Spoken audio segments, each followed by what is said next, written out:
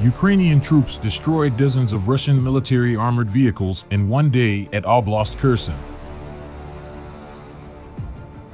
Russia lost hundreds of troops and 16 armored personnel carriers in a single day, according to Ukraine's military.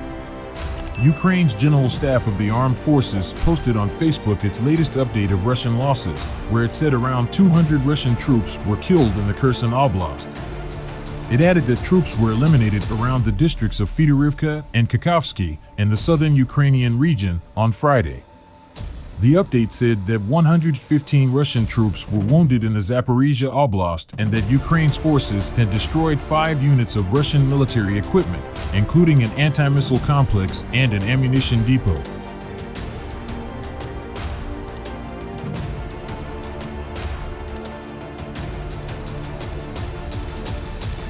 In total, Ukraine's forces said on Saturday that the Russian death toll for the previous 24 hours was 710, taking the total since the invasion started on February 24 to 105,960, although Russian and Western estimates are much lower.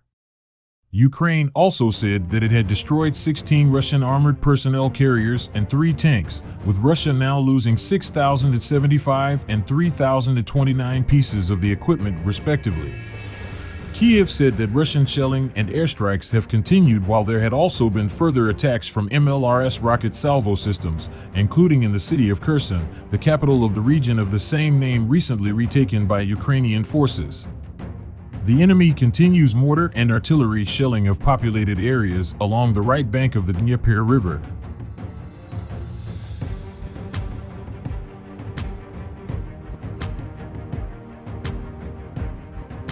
It comes as Ukraine's defense minister Oleksiy Reznikov said that Russia was preparing a new mobilization order and would close its border within a week. In a video message in Russian, Reznikov said that borders would also be closed in Belarus and that those living in cities would be at risk of being called up to fight. Today you are thinking about how to decorate your festive table, he said, referring to the holiday season, which includes New Year and Orthodox Christmas celebrations, but under the chiming clock you may not hear a knock at the door. It will be the military officer knocking, he said, as he appealed to Russians to oppose the draft and the country's leadership that has instigated the war. He added that if the war drags on, your personal chances of dying will increase because the next mobilization phase will be followed by further ones.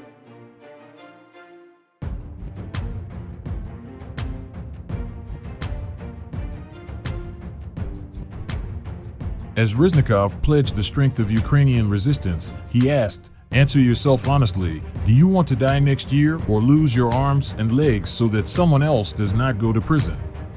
The head of the Ukrainian military intelligence agency Kirill Budanov told the BBC that the new wave of mobilization would start on January 5th as he described how fighting in Ukraine was at a deadlock with neither side able to make significant advances.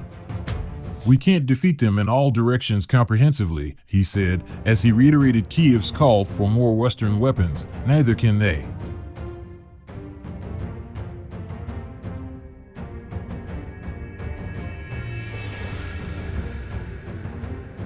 Oleksandr Stupin, the spokesperson of the General Staff of the Armed Forces of Ukraine, said on Friday that Russia lost a radar station and ammunition warehouses in a Ukrainian strike.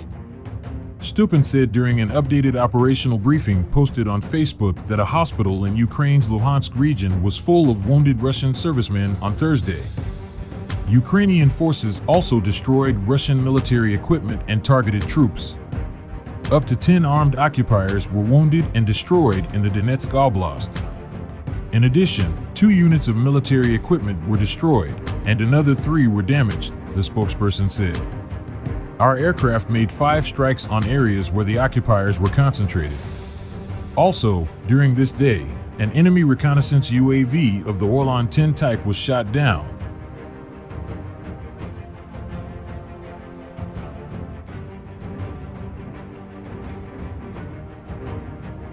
He continued, at the same time, units of missile troops and artillery of the defense forces of Ukraine hit 6 areas of concentration of enemy manpower and military equipment, 5 ammunition warehouses, and a radar station.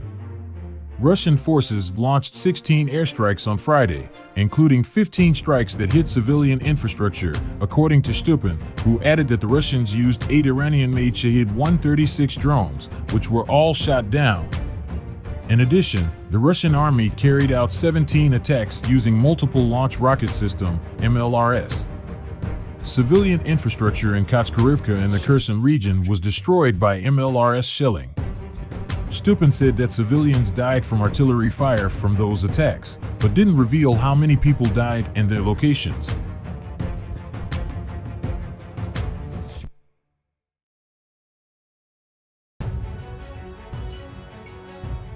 The enemy continues to conduct offensive actions in the Lymansk and Bakhmutsky directions and tries to improve the tactical position in the Kupiansk and Avdiivka directions, he added. Meanwhile, no Russian offensives were reported in the areas of Volyn, Polisia, and Siversky in the north and Slobozansky in the southeast central region as of Friday. However, the northern areas of Semenivka and Zalizny missed settlements of Chernihiv Oblast were shelled. Eastern areas of Lyman, Donetsk, Luhansk, Kharkiv, and Bakhmut were targeted by Russian forces, according to Stupin.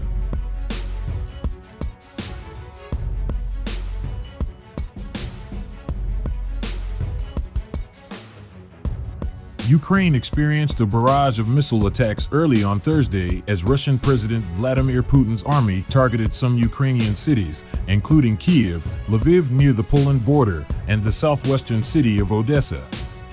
The Ukrainian military said it shot down 54 missiles out of 69 fired by Russia, according to Media Ukraine, while Defense Minister Alexei Reznikov tweeted that the downing of 54 missiles saved the lives of dozens of people and protected key parts of our economic infrastructure. The Russian missile attacks left nearly half of Kyiv's population without power, according to the city's mayor Vitaly Klitschko, who said that 40% of the capital's consumers are without electricity after the Russian attack.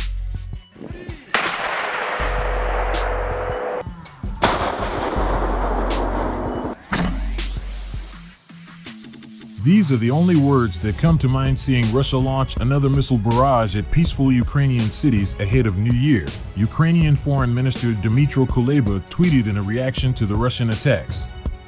There can be no neutrality in the face of such mass war crimes. Pretending to be neutral equals taking Russia's side.